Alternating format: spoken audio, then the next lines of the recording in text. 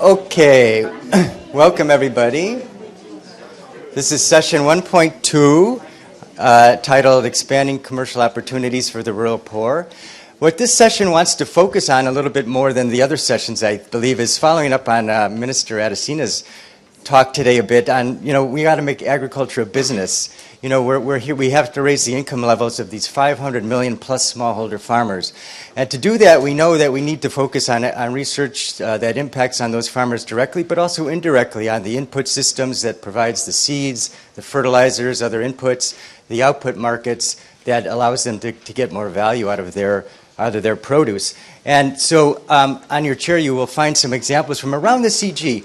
This is probably maybe a little known fact because we hear a lot about crop variety research, but the CG does a lot of research that's associated with really raising the quality and quantity of production that goes beyond just seed variety improvement on natural resources, for example.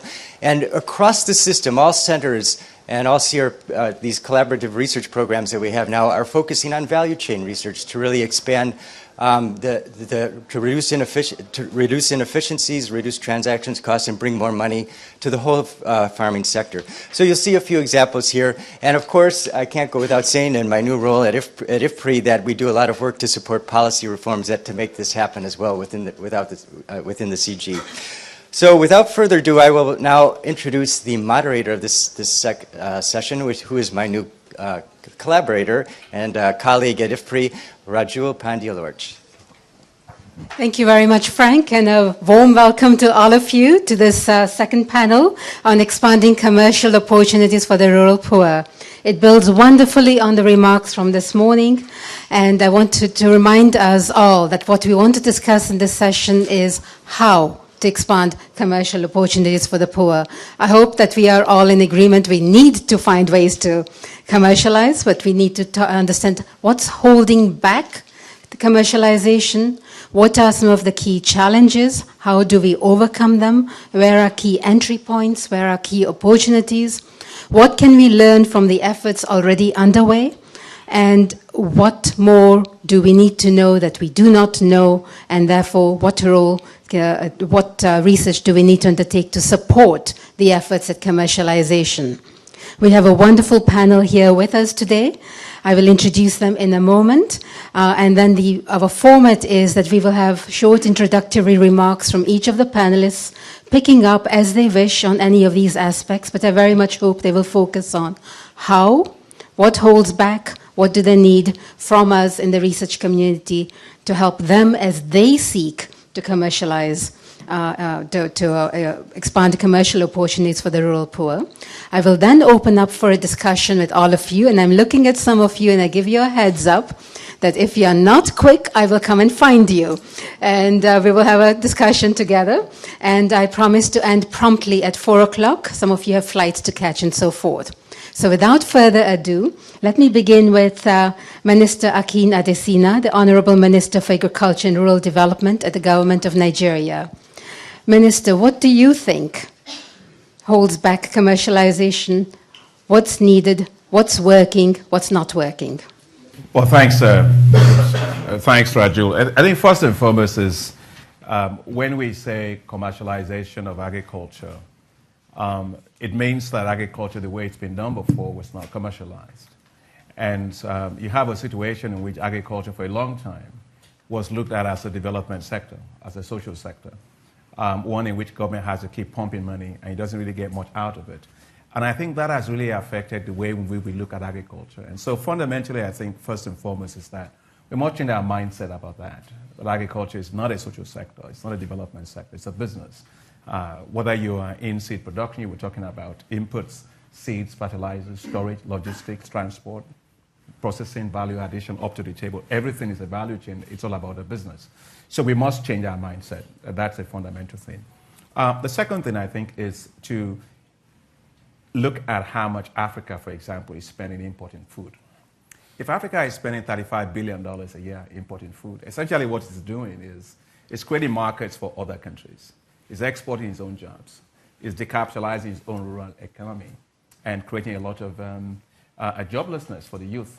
And so we got to really change that and get Africans eating what African countries produce, right? And I think that As I said earlier this morning, with 65% of Africa's, the land, arable land to feed the world by 2050 being in Africa, what we do with that and how we deal with it is going to determine the amount of wealth we're going to create. And so I really believe that we must get everything produced in Africa. Africa should be a global powerhouse in agriculture. And that's what we're going to create a lot of wealth for our farmers. Now, the other thing I want to say is that we are not adding value to what we produce. And therefore, it doesn't really create so much income, high income streams for our farmers. Let me just give 2 examples. When I was at IFPRI, I was sent out from IFPRI to Mali. And my first experience I went out was to Sikasso.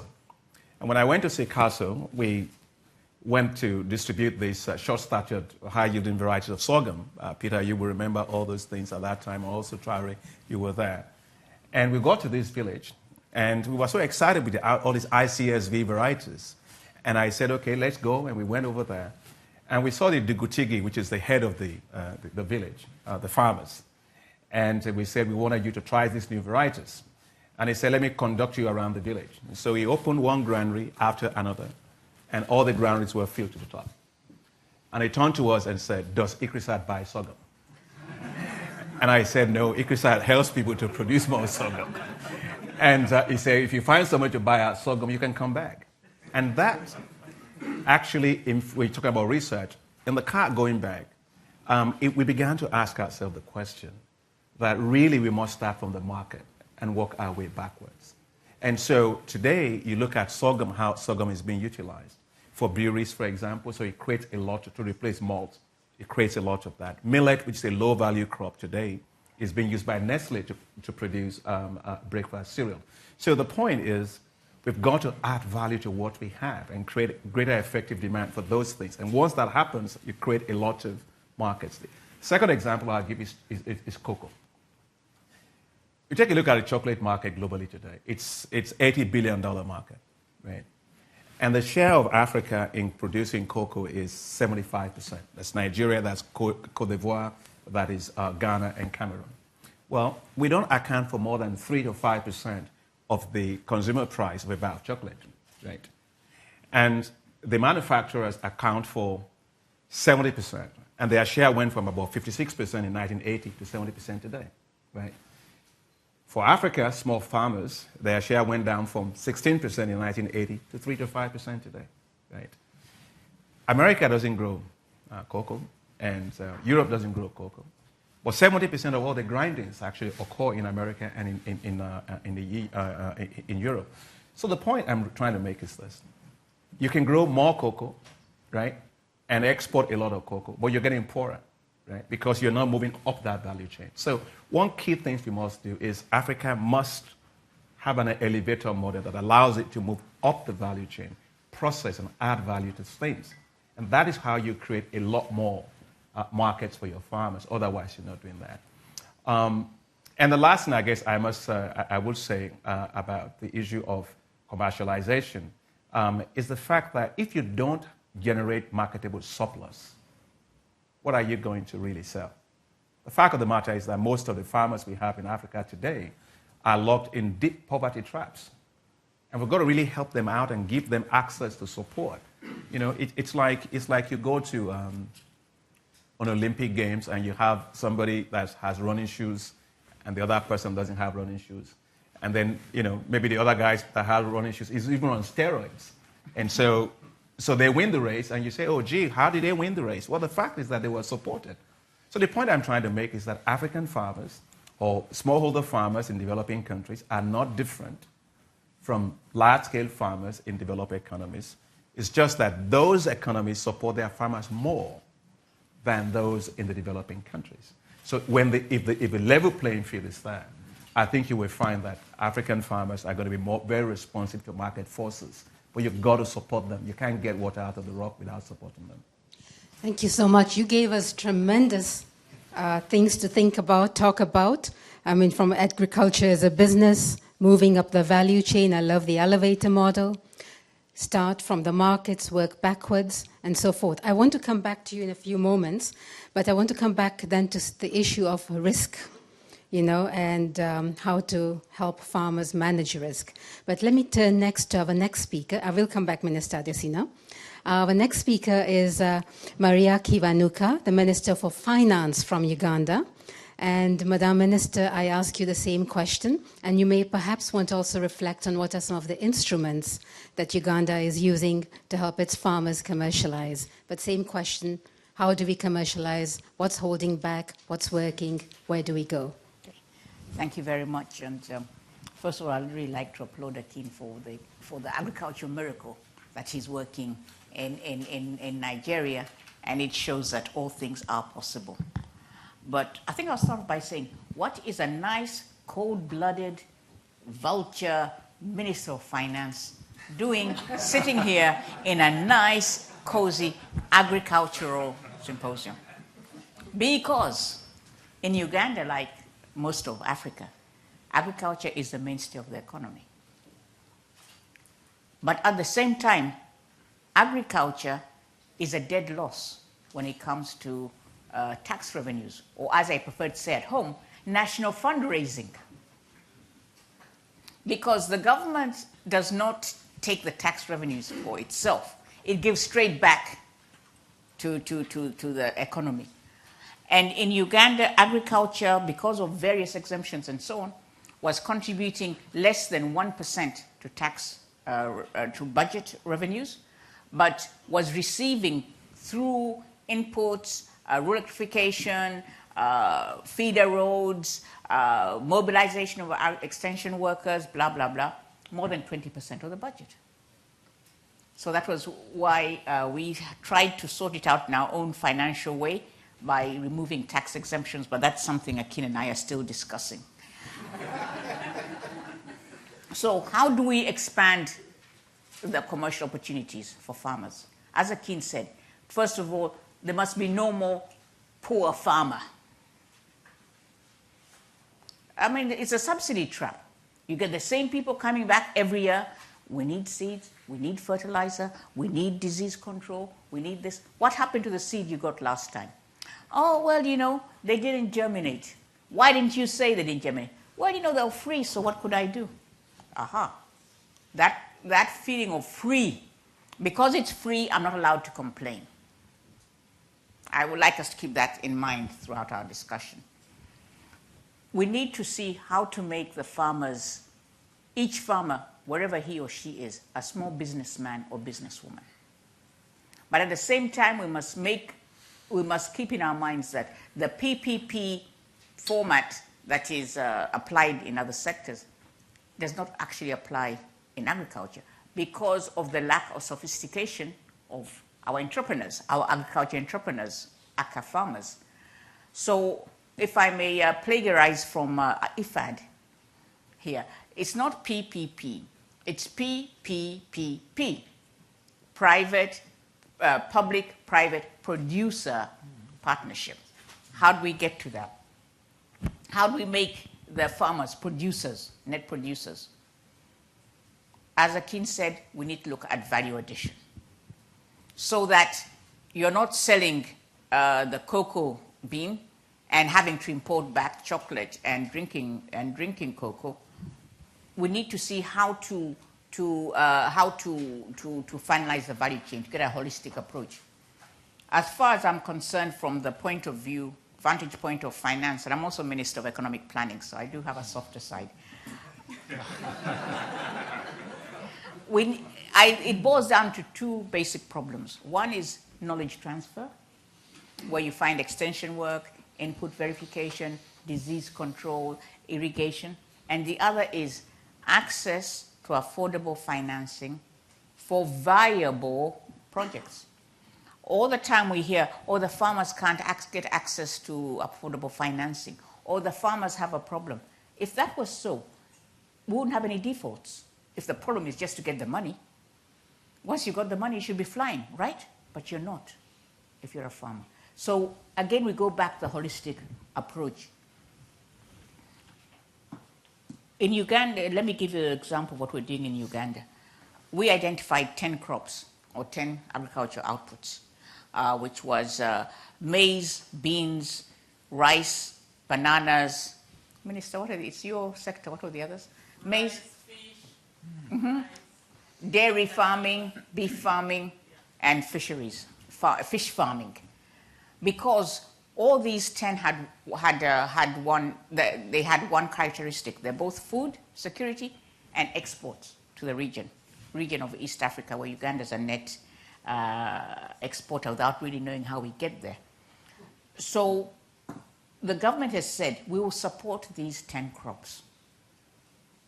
But the government, again, the agriculture is a private sector occupation. We don't have ranches, we don't have dairy farms, it doesn't have any processing plants, it doesn't even own any irrigation dams, it turns them over to the people. So what we could say, the government said it will support you with infrastructure. We'll open up the countryside with feeder roads, we'll roll out electrification. I myself, in last calendar year, signed projects for 2,000 kilometers of electrification. Now the thing there is how to make sure we implement those projects quickly and efficiently, but that's another story. And then irrigation. We've completed 3 large irrigation projects this last year. And in one of them was in a rice growing area where it was handed over to the rice growers. And they themselves have said they have increased their productivity from 25 bags an acre to 35. And they say once they get the hang of how to manage the dam, they fully expect to go up to 50 next growing season, which is a doubling of productivity because land is finite. Agriculture is renewable, but land is finite. And as Akin says, we've got population pressures, we've got food security pressures, we have the opportunity to become exporters of processed foods to the world. So in my financial view, the whole thing is how to add productivity to each unit of farmland, and then how to find employment for those people who will be moving off the farm into other occupations. Because right now, they're scrabbling away in a form of underemployment, you know, as subsistence farmers or as, you know, with people with small surpluses, which they sell in the local market. They are victim of the vagaries of weather, they're victims to disease, and also the glut when you all harvest at the same time, and the slump when you're in mid-growing season. I don't believe in warehousing. I'll come out straight and say that. I don't believe in warehousing because in the big silos as we know them, because invariably the government is called upon to operate them, and the government will put someone in there, and before you know it, the farmers will be complaining, we're not being paid on time, I'm being given back maize that was not my maize, and there are rats in that warehouse, and there's a lot of humidity.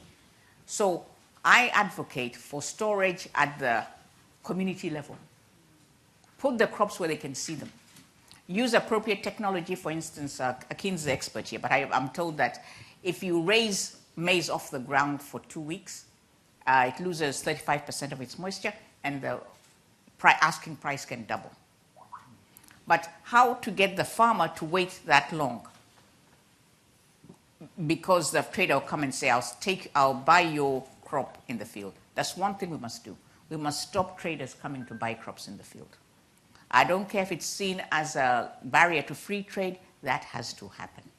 And farmers should then be assisted to build small silos at the household or at the cooperative level to store their maize, at least to that, or their whatever produce, at least for that initial. What we're also doing in Uganda is putting in what we call seed factories in each of the major growing areas.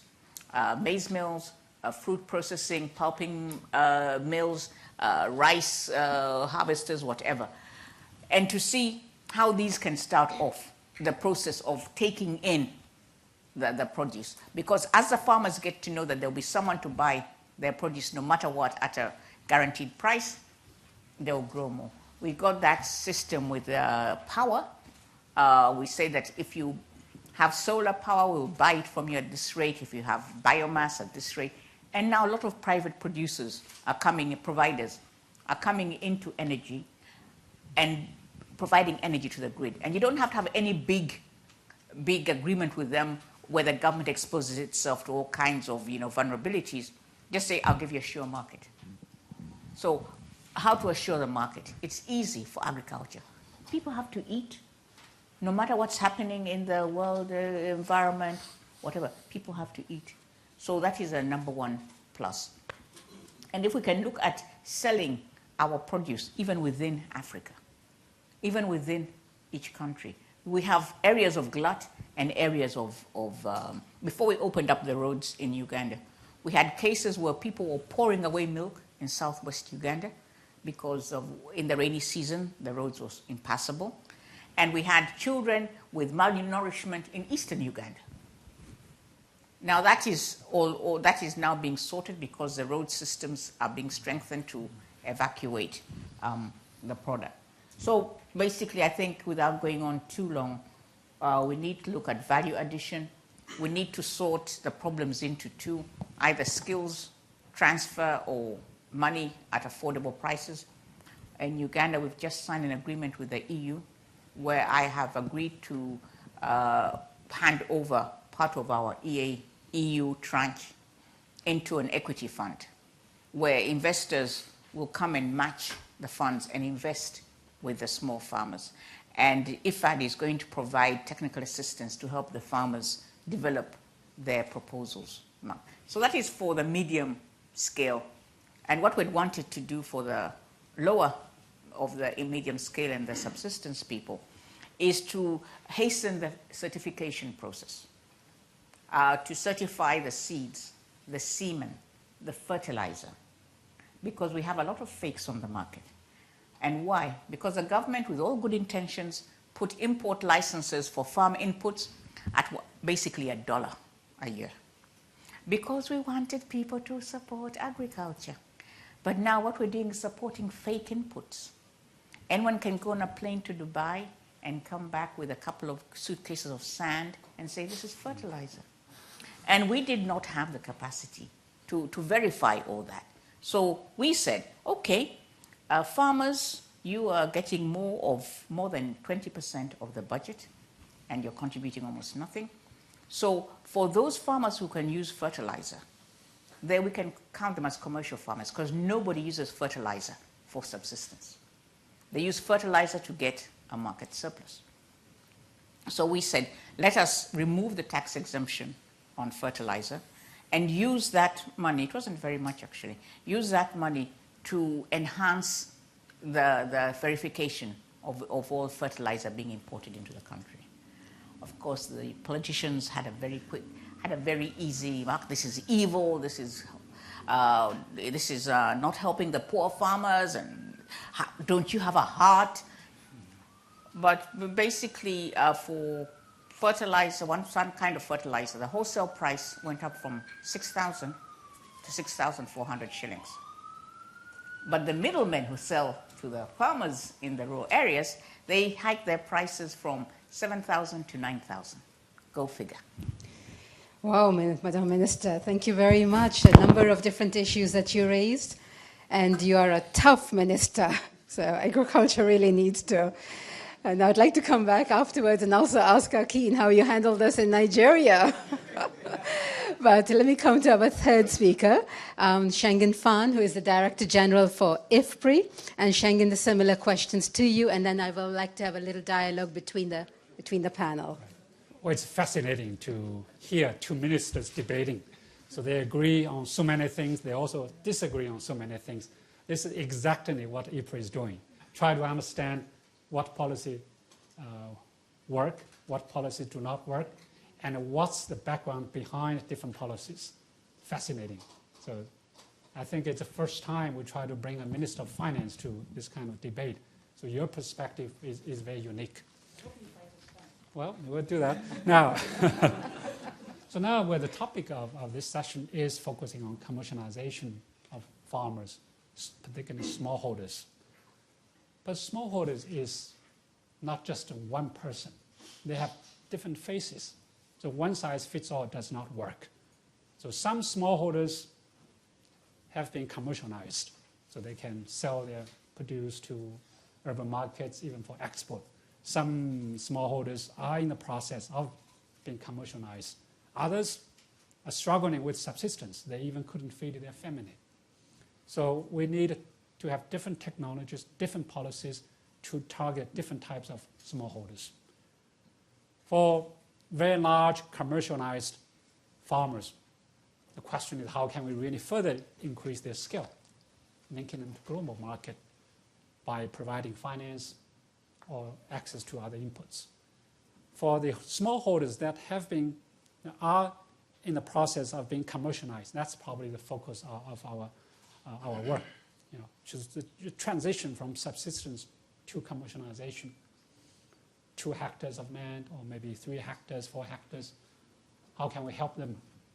But for many subsistence farmers who do not have land, who face so-called hard constraint, unlike you use hard and with soft, you have hard power, soft power. But the smallholders also face soft constraints, hard constraints. Hard constraints, land. They may not be able to access to good land. Their land fertility is low. Their location maybe is very isolated, very remote. So for these smallholders who do not have any possibility to be commercialized, we needed to move them out. So as I can see, we either move them out or move them up. So for the smallholders who do not have access to good land, isolated, we need to move them out to non-farm sectors, non-farm employment, even in some of the value chains Akin and Marie have discussed. For the smallholders who have the potential to be commercialized, we need to move them up. Move them up either through value chains, high value chains, or through the consolidation of their size. So many countries, including some of the African countries, are in a transition to a more urbanized economy. Non-farm sector has grown very fast, and farmers are leaving the agriculture sector. Now, what we need to do is make sure that land policy, land institutions will be able to allow farmers to increase their size instead of letting Chinese or Saudis to grab their land. By the way, the land investment itself is not a bad idea, but the land security, or land rights security, or securing land rights is very critical. If you don't have security rights, then you will be very vulnerable to be grabbed.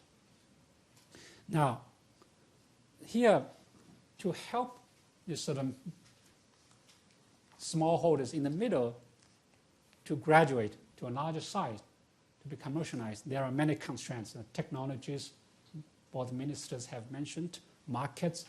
But one thing actually is the land. I'm coming back to land again. And lots of African youth are moving to the cities. And the cities right now, at least right now, do not have good jobs. Could you imagine when you move the young people move to the cities without jobs? Next 5 years, you might have an African Spring instead of Arab Spring. So how can we help them? These young people, like you said, to treat agriculture as a business. They need to access to land. They need to access to capital, financing, and markets, and agriculture extension service technologies, what the CGIAR is doing. Now, I'm coming back to your debate about expenditures. Akin, I know, have used lots of subsidies. Now, it's getting better. It's more targeted subsidies. And you said, well, agriculture only accounts for 1% of revenue, but it uses 20% of the government expenditures. But don't forget, agriculture also provides 70% or 80% of your employment. And if you promote that growth, particularly smallholder agriculture growth, the poverty reduction impact will be much greater than the impact from non-agriculture growth. So agriculture is not just a burden. It also helps to offer some solutions for the whole society and for your economy as well. So there is a so-called multiplier effect. So every % agriculture growth can lead to 2%, 3% of non-agriculture growth. So that's very critical. So let's not just talk about the money, 1% versus 20%. Now, if you are given, let's say 5% or 10% of your national expenditure for agriculture, how can you spend that money smartly? Subsidies. yes, initial subsidy is very important for smallholders to access to certain technologies, to certain markets. So correct the market failure, because the market will not deliver for smallholders. So in this case, initial subsidy will be very important. However, when the subsidies continue, then the inefficiency will come. My own country, China, now, they over-subsidize fertilizers, water, electricity. So inefficiency in agriculture sector is huge. I want the Africans don't follow that bad example. And spend your limited money to provide the public goods. You all mentioned about roads, electricity, access to market. In fact, one of my most exciting studies is on Uganda. That's probably 15 years ago, to quantify the impact of different types of investments on agriculture growth, on poverty reduction. Guess what? Feeder roads. Investment in feeder roads has the highest return in terms of poverty reduction. So probably 15 years ago, it's a discussion paper published at IFPRI, and also African Development Bank review. So the question is, how can we spend that money smartly?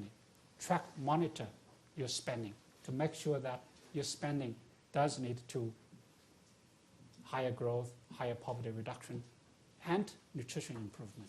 I will come back to some of the issues, Rajul, you might have. Thank you very much, Shenggen. You have raised a very important question. How do we spend the money wisely and to get the maximum impact? I want to come back to Minister Adesina, and I would really like for this not to be me asking questions only. Please feel free to reflect on some of the issues that Minister Kiwanuka has raised, as well as Shenggen, and then if you find that that was not provocative enough, then perhaps to also put on the table the question, how do you make the case for increased investment in agriculture on one side, and how do you make the case to the small farmers who fear some of the risks associated with commercialization? You have two hard taskmasters also, policymakers and farmers, but feel free to reflect on any of those questions as you wish. Thanks, Rajul. I think it's, first we're going to have you back, and I think she and I, we had a conversation at the Africa meeting, which was the first time we're having a finance minister, and you were there, Hailu, so it was a great debate that we had. Now, let me start off with something that Maria said.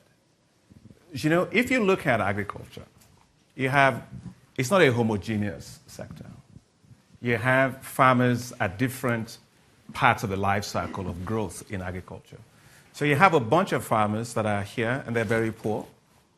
Many of those, you can think about it, are locked in some kind of poverty traps, right? And then for those ones, the kind of policy instruments you need are totally different. You've got in the middle another class of farmers that are probably, generate a lot more marketed surplus, and therefore they can help you in terms of feeding a lot of the population. And for those ones, you want to connect them to markets a lot. They need access to finance. And for those ones, you can really do quite a lot with. Then you have your larger farmers as they grow on this other side. And those ones, you want to get them into global markets, grazing standards. And if you do a lot of trade facilitation, you can support a lot of those farmers. So we should not generalize at all. But where I have a problem is that when Shenggen says that just forget those small farmers, I mean, those farmers, that part of it, and just invest in infrastructure. I don't think those things are mutually exclusive at all. Because in the first phase, what you really should be doing is moving farmers in this part of that quadrant up, right? And you have to get them out of poverty first. If somebody is falling down, the first thing you have to, or sinking, the first thing you have to make sure is they get their head a little bit over the water, right? And so we've got to support a lot of these very smallholder farmers. We're talking now about climate change. These are the most highly vulnerable farmers. And so I always argue that what we are doing there is not subsidy at all. What you're doing is a growth enhancement support. In other words, you're giving them an opportunity to grow, right? And that's what we did in Nigeria. I mean, in Nigeria, when I became minister, the government had been running, and you're right on that particular point, though. Government had been running fertilizer subsidy schemes in Nigeria for upward of 40 years. And government will always buy fertilizer and distribute fertilizer. It was a leaky pipeline. It goes in one side, doesn't come out the other side. And if you come on the other side, maybe 10% of it ever got to the farmers. The reason was government was doing it, so it displaced the private sector, right? It didn't reach the farmers. So it was a real rent-seeking system. But when I came in, I said, no, we're not going to have any of that. We ended a corruption of 40 years. It took 90 days to do it, Nigeria. And we took the government totally out of it. We decided to reach our farmers directly, and that's what Maria was talking about with mobile phones. And as I said earlier this morning, we reached 14 million farmers. So we can target them better. So you get better targeting. The private sector began to grow in Nigeria. Seed companies, the number of seed companies we had when we started was only 5 seed companies. That was in 2012. By 2014, we had 80 seed companies, right? Because the farmers could not express their effective demand for seed. And so investment in seed began to pay off, and many of them began to come into it. Fertilizer, you were talking about fertilizer. The fertilizer sector, we leveraged $5 billion of investment into fertilizer manufacturing in Nigeria in 2 years. So the point I'm trying to make is that we shouldn't see those smallholder farmers, Maria, that's why I differ with you. They're not a problem. They have a different set of constraints. So if you remove the bounded constraints around them, I think that's the thing that TW should said way back. They're small, but they're efficient. They're just not well supported today. But let me ask you Just a second. I just want to finish your point on that. So I think that's a fundamental thing. Now, on your point, though, Maria, about broadening the taxable base, I think it's a good point. But if you actually take agriculture as a business and you run it and you're creating a lot more wealth in the rural economy, in fact, you will expand that taxable base significantly. Because today you got 75% of the people that are there, that's one that you give a lot more support to. But if you run it as a business, then you have a wider taxable base, so we'll help you with your fiscal policies significantly. Now, I want to say something about fat and thin people. If you look at a thin person and a fat person, they both have a weight problem. The fat person needs to lose weight, and the thin person needs to gain weight. Where you have overuse of farm inputs, over subsidies that you have in OECD countries and all of that, yes, you've got to correct for those things. But if you talk about Africa, very, very poor farmers, those are thin farmers. Those are the ones that need to gain weight. Those ones don't have to shed any weight. They just have to gain weight. And we have to come to realization that it is not something we're just throwing money at. No. If you don't do it, you are ruining entire lives of so many millions of people. So I think I should just say that for Shenggen. Now, on the issue of the market thing, I want to make 2 points. First, and a different thing, is the issue of post-harvest losses. You know, if you're growing cassava, for example, if you don't process that cassava within 24 hours of producing that cassava, actually it gets spoiled right on you. So we absolutely, in connecting farmers to market, must focus on reducing the post-harvest losses that we have. So back to the issue of improving farm-level storage, and I will actually encourage Maria to do the opposite, which is actually invest a lot more in warehouses. In Africa, when people say warehouses, they mean a house that has a window and that has a door.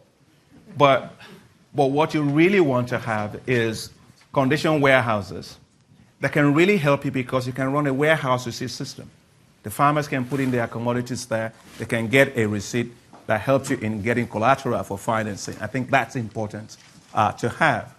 In Nigeria, we, in the last 3 years, have developed a total silo capacity of 1.3 million metric tons, which we are actually concessioning out to the private sector. So it's a critical public good, as you said, but it's something that should be managed by the private sector.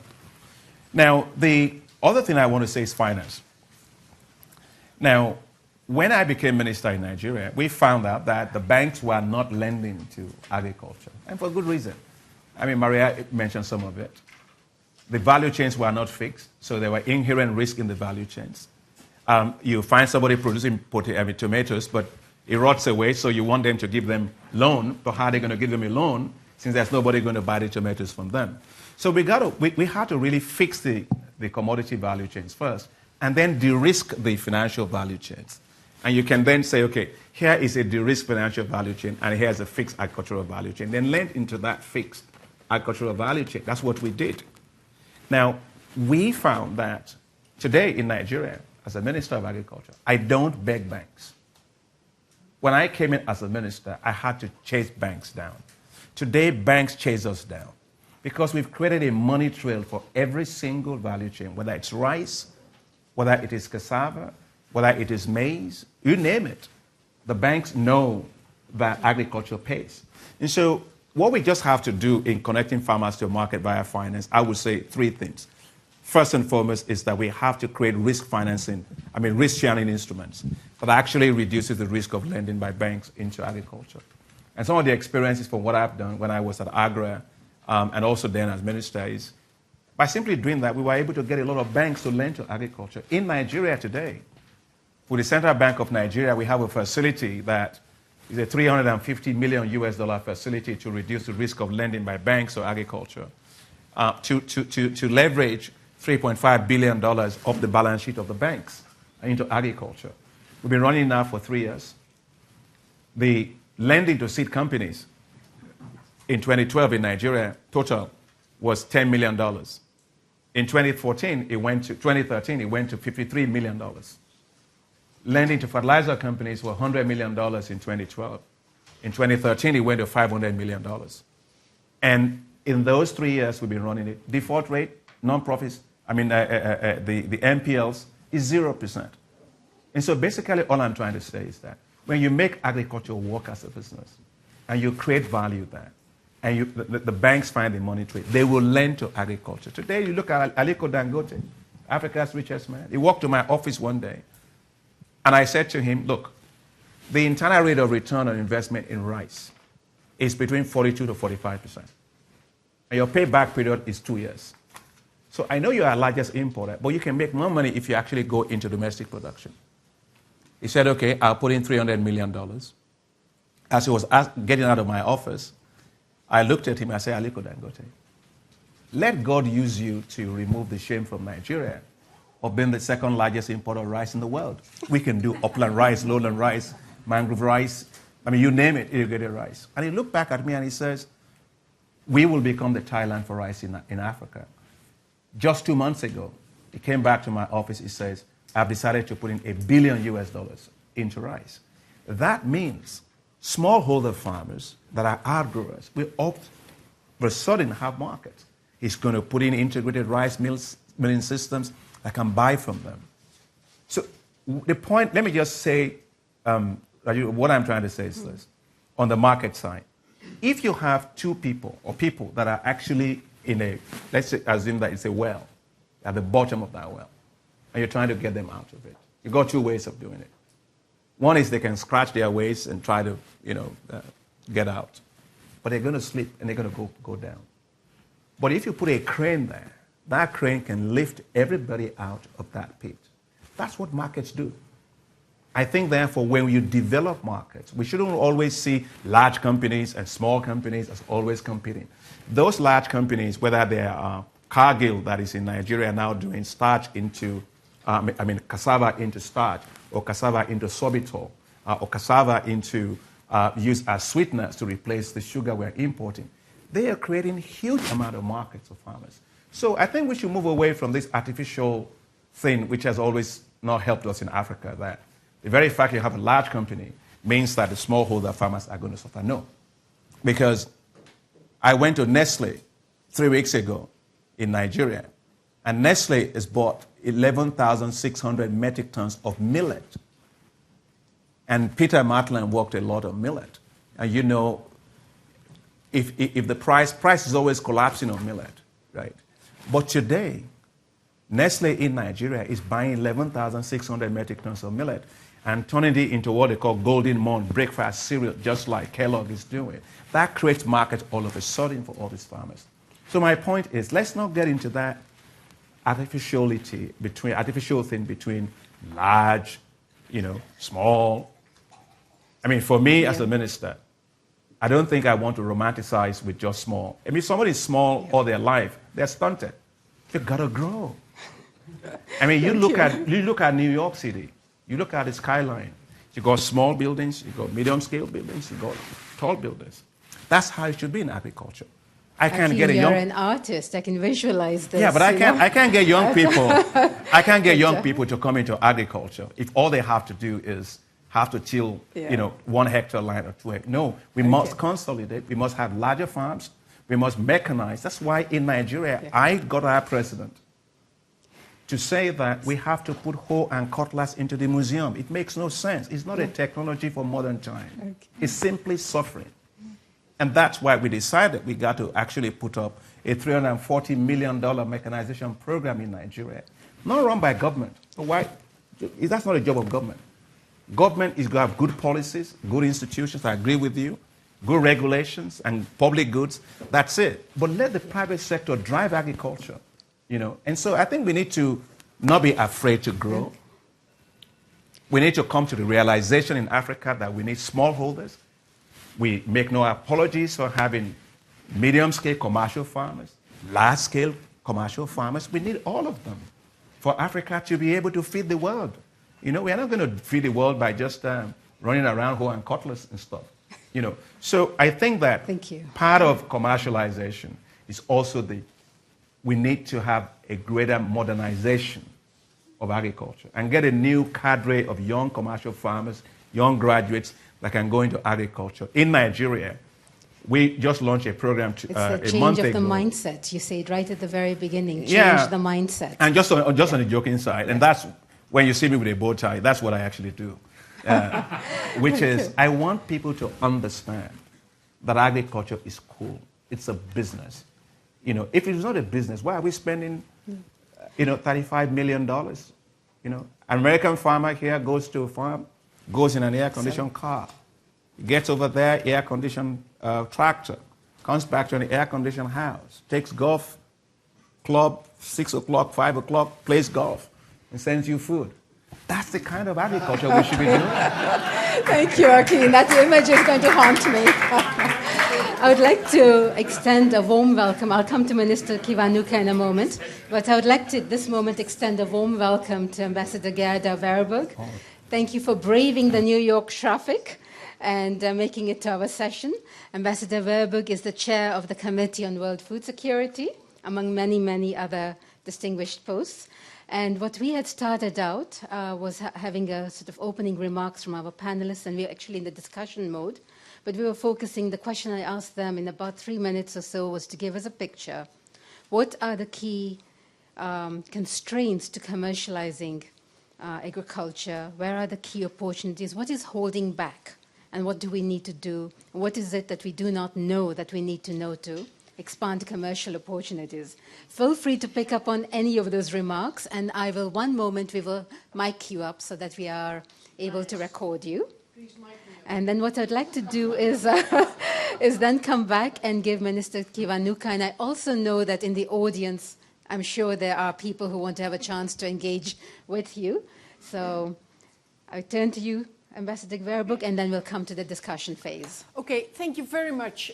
And apologies, I went to the Zero Hunger Challenge meeting and it was exciting, but I'm very happy to be here with you to share what we are doing within the CFS, the Committee on World Food Security, which is a multi-stakeholder platform based in Rome, but we are attracting not only representatives of government, but also representatives of UN organizations, food and agriculture, of course, but also other organizations like UNEP, like Global Compact, like others, the World Bank and other financial institutions, civil society, all kinds of groups of civil society, from NGOs that are internationally active, like Oxfam, to grassroots movements, social movements, fisher folks, indigenous people, and we have the private sector. Let me tell you, we have all of them around the table. We are discussing topics and we are trying to create solutions. Solutions on, let's say, access and tenure to land, forestry and fisheries. We have developed voluntary guidelines for that. And in August this year, we reached consensus about principles for responsible investment in sustainable agriculture and food systems. It is very interesting. It is very time consuming because the negotiations are tough. But being around here in New York for 4 days, I have heard that partnerships, concrete cooperation between the different stakeholders is the future model to put in place, to put words into actions and to change promises into concrete results, because that's where it's all about. Well, about smallholders, let me be brief because I jumped just into your very interesting discussion. Let me say that one of the biggest problems is that smallholders are supposed to stay small. And that's a big mistake. There are a lot of organizations who are telling that they defend smallholders by giving or defending the right to stay small.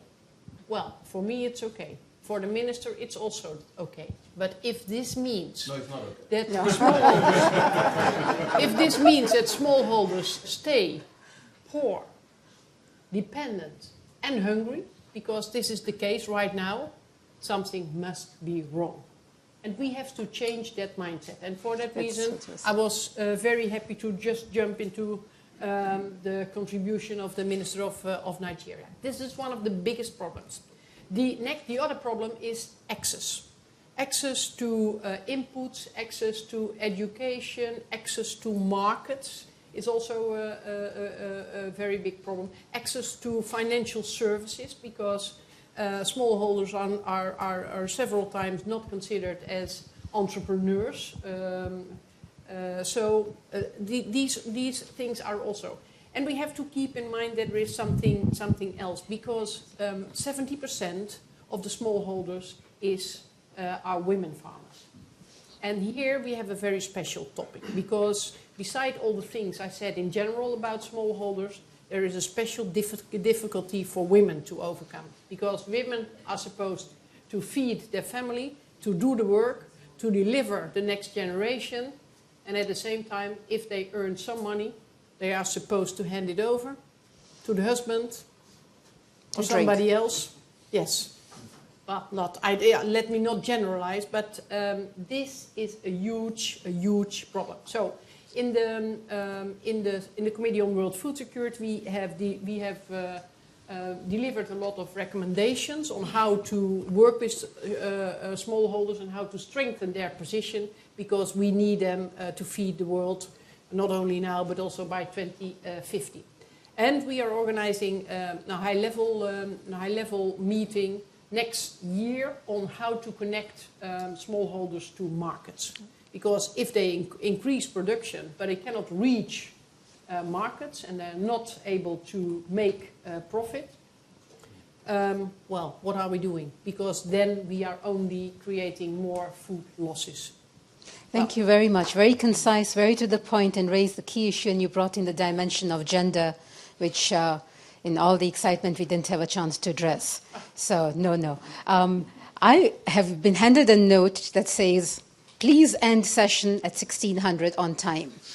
And this is a rich discussion. What I would like to do, if it's agreeable with you, is give Minister Kiwanuka and Shenggen a brief moment to reflect back, just as we had for Minister Adesina.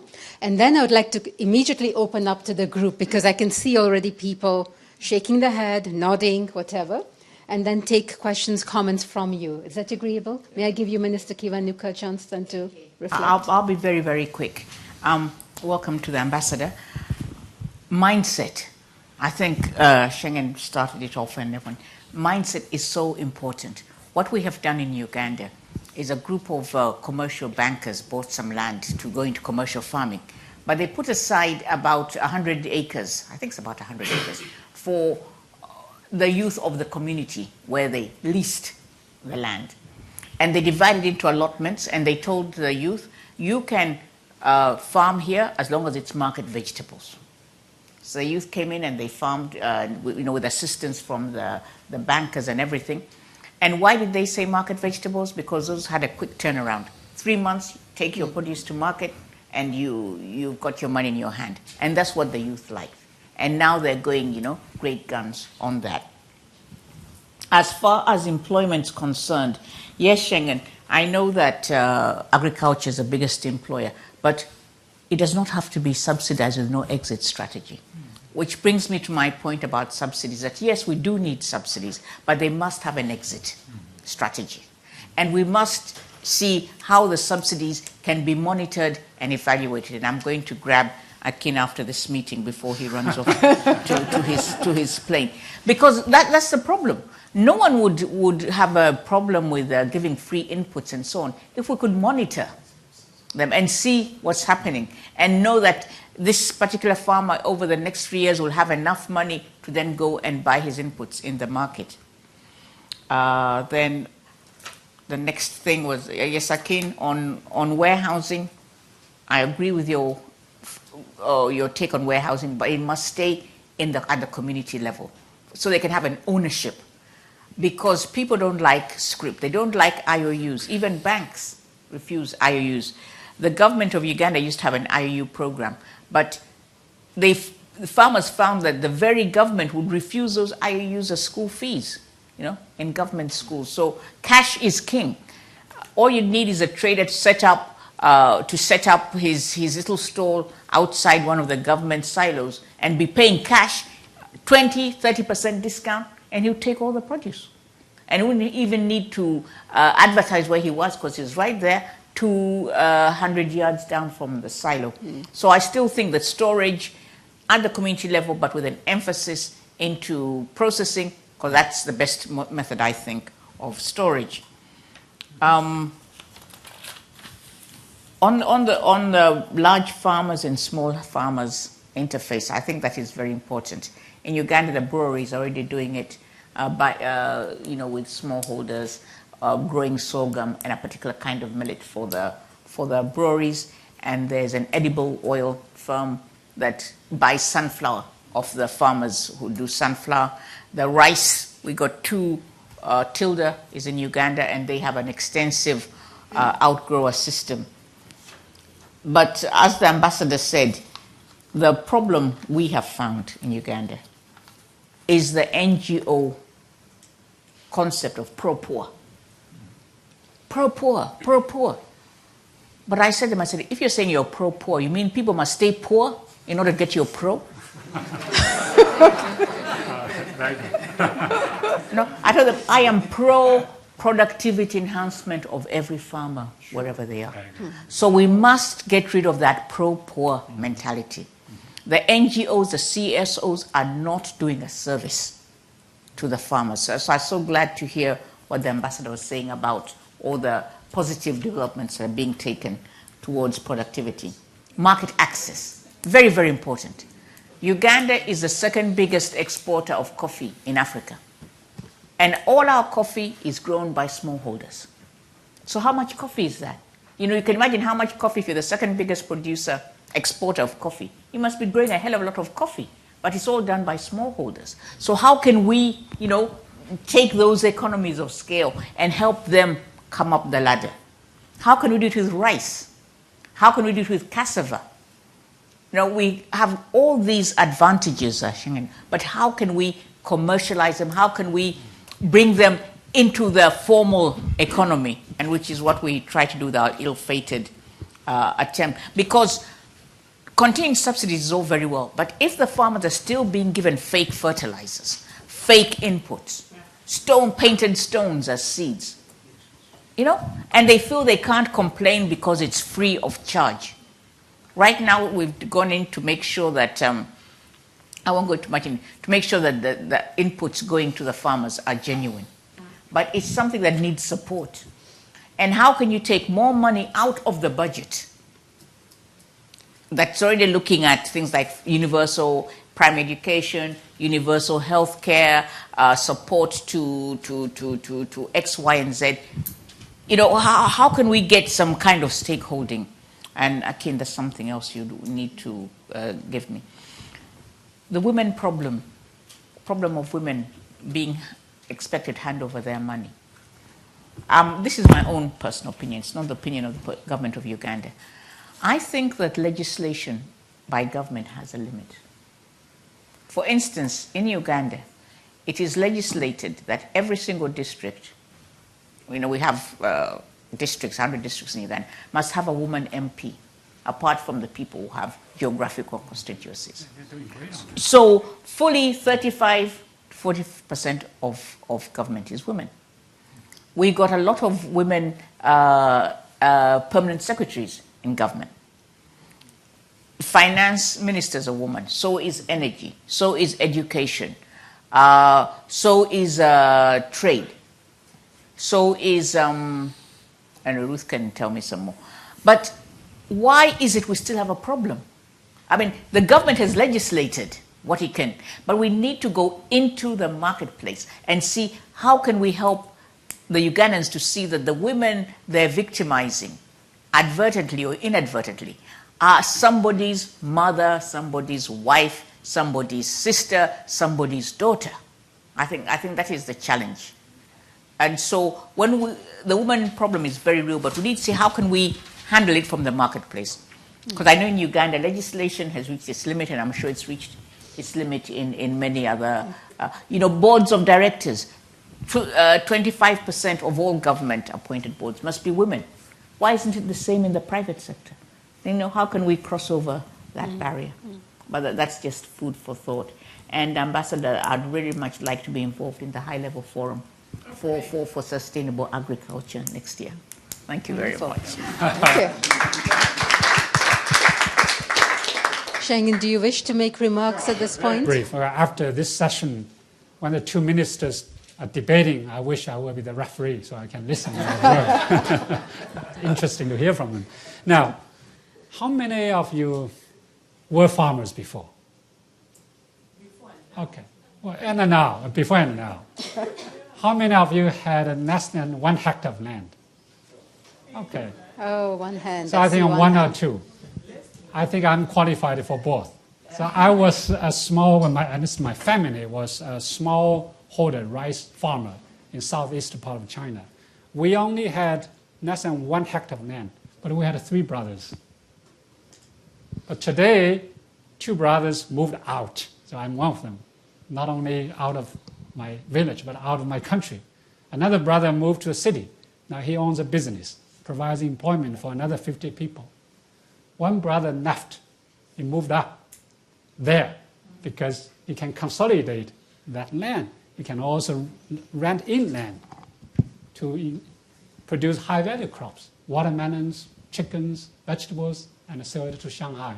So just let you know, you either have to move out or move up, otherwise you will move down. Could you imagine if my 3 brothers were all there, we divided less than 1 hectare of land to 3 pieces?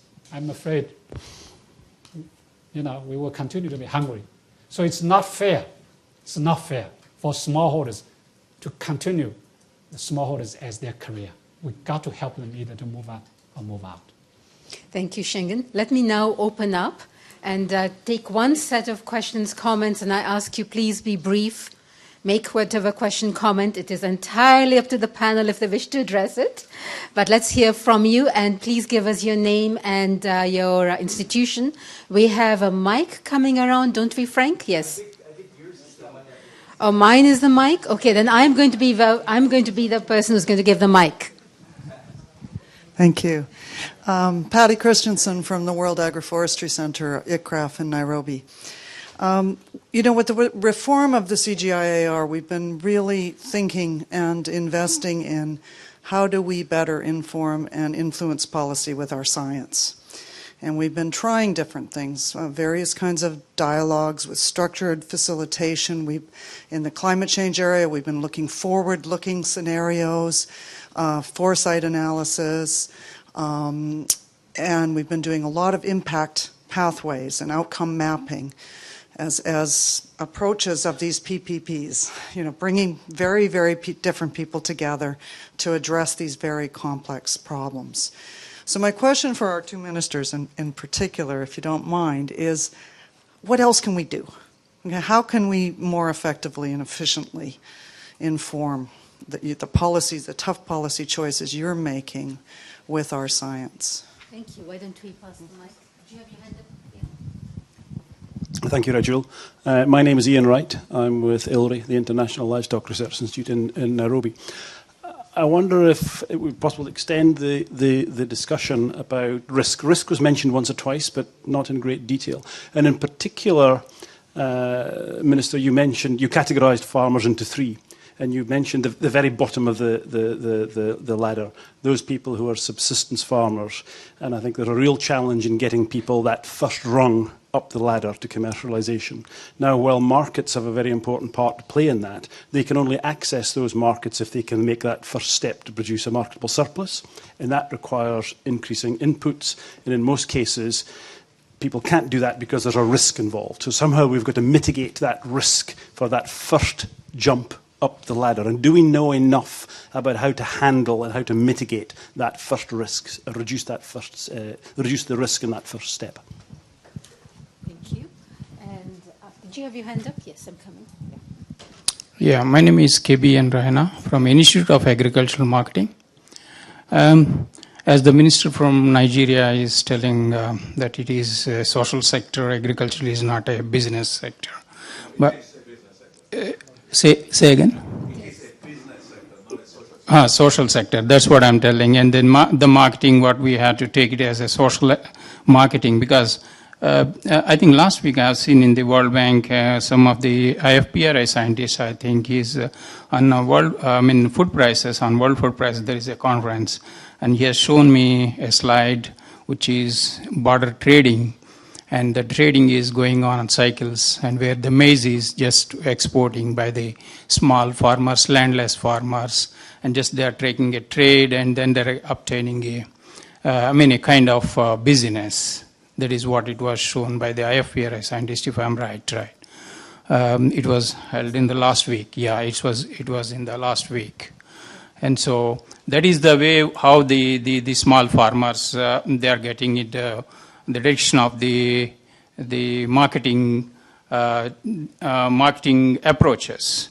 And for Uganda, I think they don't have the market set up, what I feel, and because I haven't never visited any of the African country, but the rest of the world is okay. What I feel is they need a setup of the marketing, like primary marketing, and then the urban marketing, kind of a chain of the marketing strategies. And that may be the solve of the problems. Thank you. Thank you. And we have a hand, Mike. Thank you, Rajul. Hello, my name is Aram. I work for CCAFs based at IFPRI. My question is again to our two ministers from Africa. It was very clear. You have a blueprint. The future's private sector. The future's lifting the masses from poverty and poor agriculture. It just strikes me, looking at the reality of our countries, that this is an old problem. In Francophone West Africa, we call it la paysannerie. 80% of the masses are peasants, quote unquote. They're supposed to be uneducated, poor, growing very little amounts. Looking at your blueprint, I guess I'm a bit worried, is my first sense, just knowing the reality that we're dealing with. My question is, what are other investments that are needed? Agriculture may be the entry point. Business, private sector is the obvious leader for this to happen. But what are the investments needed? For gender to work, for instance, education and health. What are other investments that will be critical to make this transition from poor peasants to, thriving micro-entrepreneurs? Are we realistic? Thank you. And I believe in this. Don't let me demoralize the debate, but I'm just trying to make sure we grasp the full picture. Thank you. I see a hand here. And if there's any final hand, get my attention. Thank you very much. I want to thank our panelists. I'm called Ruth from Uganda. I'm a Minister of State in charge of fisheries resources. I'm a former Minister of State in charge of microfinance, and I'm going to ask my colleague from Nigeria, whom I congratulate very much for the revolution in the industry. You've told us that these days banks are looking for fertilizer companies and seed companies to get money. What about that active poor who wants to get affordable finances to grapple with the other problems of labor, for example? Labor is very, very costly. And when I visited you recently, I did not see any arrangement in your GES project in helping the active poor to solve the problem of labor. Because you can give them the fertilizers, you can give them the seeds, but the issue of labor has to be handled. I wanted you to share with us how you are dealing with it. Okay. I have very bad news for you.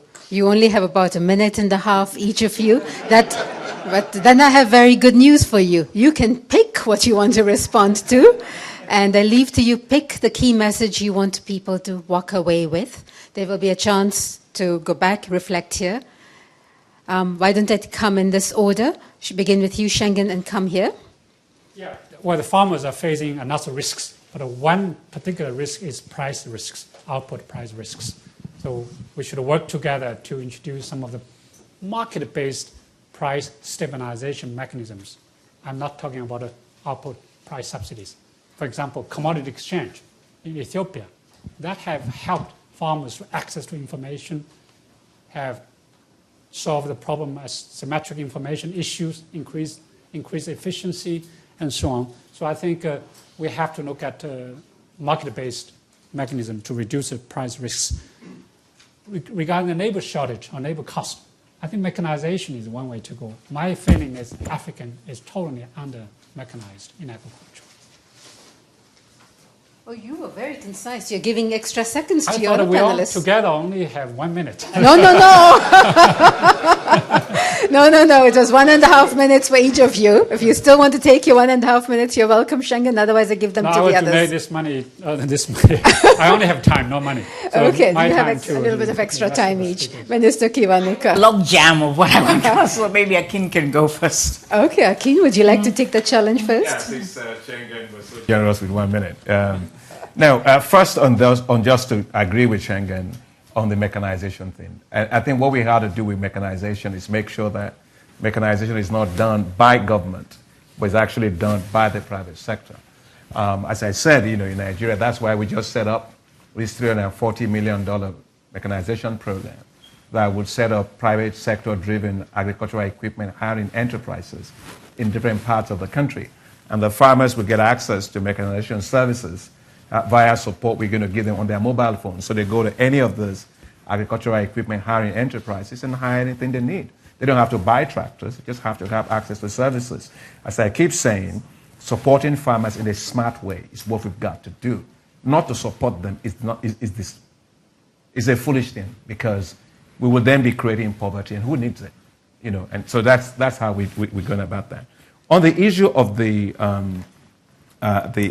risk part, I just want to pick one part of it, which is the issue of insurance. I think there's no doubt that whether index insurance is needed, we all knew that a long time ago. But the question is who pays for it. Again, that's where the role of government is. Where you have, market failures, and you have poor people, and you have climate change, and everybody's going further down, right? They're already down, they're going further down. The government has to subsidize access of smallholder farmers to weather index insurance in the early phase of it. That way, it will make sense for the insurance companies to develop the products to drive the premiums down and to become able to serve large number of farmers. If we don't do that, by just simply talking, it's not going to happen. And that's what we decided in Nigeria we're going to do. That we're going to focus on reaching 15 million farmers with insurance products. Because I faced a situation as a minister in 2012. We had our worst flood in history of Nigeria. And everybody was asking for the head of the minister, as if I created the flood, And the thing that I said, which comes back to a point I want to make is fundamental, is that you don't make public decisions, policy decisions, based on noise. You base it based on evidence, And what I did was I brought in the International Water Management Institute. We worked flat out for 2 weeks, doing all kinds of simulations studies with satellite imagery and remote sensing, how much area was covered, how much vegetation data can we use to estimate how much loss we're going to get. And we came out and we found that it was just about maybe 1.3 3% of the total area was affected. But the newspaper would tell you, you know, all the cows are floating, everything was, you know, all the importers wanted it. But basically the point I'm trying to make is that just a plug for the kind of work that IFPRI does, that we've got to make sure that a lot of what we do is evidence-based. And that's very, very important for a public policy maker, not noise. Noise is just noise. Evidence is even much more powerful. And then when it comes to the issue of the farmers that you were just talking about there, you see, I lived in Mali, Niger, Burkina Faso, Guinea. I've seen smallholder farmers. They're there.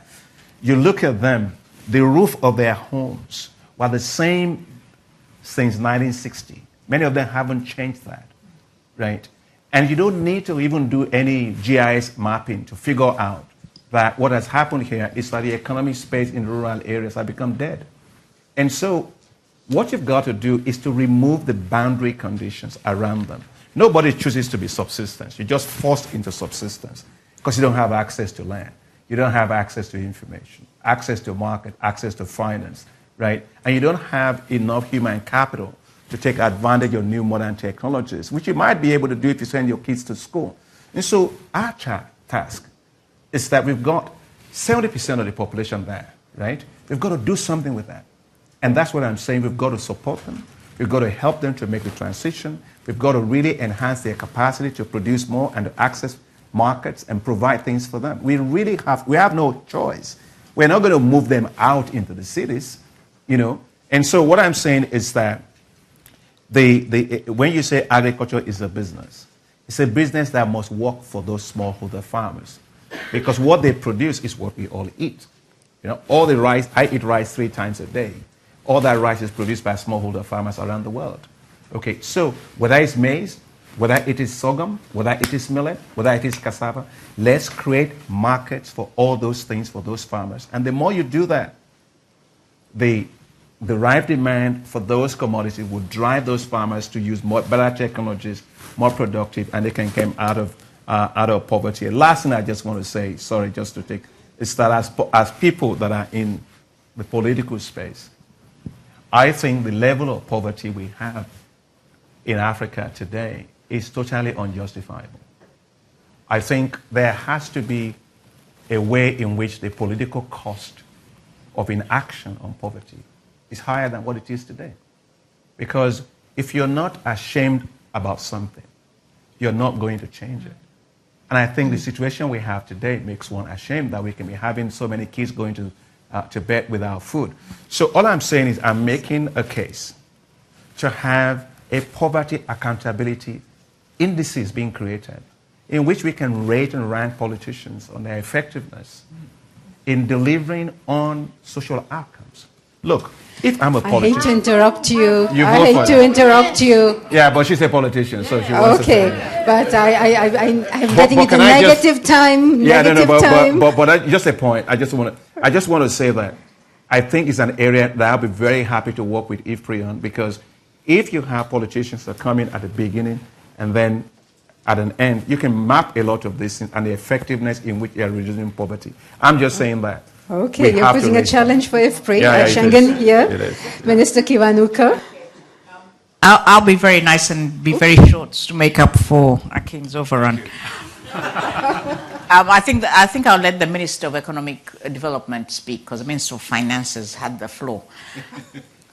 I think we should look at agriculture and agri activities, not as agriculture, but let's look at them as employment generation. Then I think the politicians will listen. Employment generation, in our case, to have more Ugandans working at higher value added jobs across more of the country. And you bet that will be agriculture. It's the only one.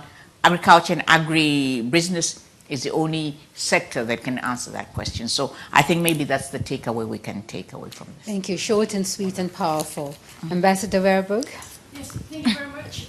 Unless I'm not a minister anymore, I have been one in the Netherlands. And in the Netherlands, the Minister of Agriculture, Nature and Food Quality is the Minister of education for the green pillar of education. So I happen to be the minister who was responsible for Wageningen UR, University and Research. And what I did was I asked them to stand next to farmers, fishermen and fisherwomen, and people active in horticulture in order to develop their research, proposals. What I learned, being a farmer's daughter myself, is that researchers and scientists sometimes have the habit of doing research and develop science, but after publication, they start with something else. And this has to be changed. So my invitation to all of you is take a next challenge on board in going out to the farmers, develop your programs together with farmers, and look at the things, the challenges, like they are looking and facing the challenges every day. That would be my plea, and that was also the plea I made to Wageningen, and they did it because I paid their budget. My second and last point is about agriculture as an entry point. I fully agree with this, but what is next, and also creating economic development and jobs, is investment in the value chain. Because to reach markets is something, local markets, regional and national markets is something different, and you have to live up to all the demands and the standards you have to deal with. And there you need reliable institutions. And this is what the government has to take care of, where and how to build reliable institutions like laboratories, etc., in order to organize the value chain from the farm to the supermarket or the plate of people. Well, my last thing is about smallholders who have not a lot of power to negotiate or to negotiate a better price. Make them organize themselves in corporations, because as soon as you can make scale as farmers, you can develop not only selling power but also purchase power, and you can invest in combinations of local know-how and experience and wisdom combined with the smartest new technologies. Thank you very much. Thank you very much. I have been asked to tell you that from this session, you should go straight back up to the plenary room on the 3rd floor for final keynotes. Before you do that, I would like to say this was an extraordinary panel. I hope you really learned from this interchange between a Minister of Agriculture and a Minister of Finance, coming in with a perspective also from the Netherlands and research, and I hope you really have goosebumps as I did on occasion over here. Please join me in thanking them and the PIM team for organizing this. Thank you.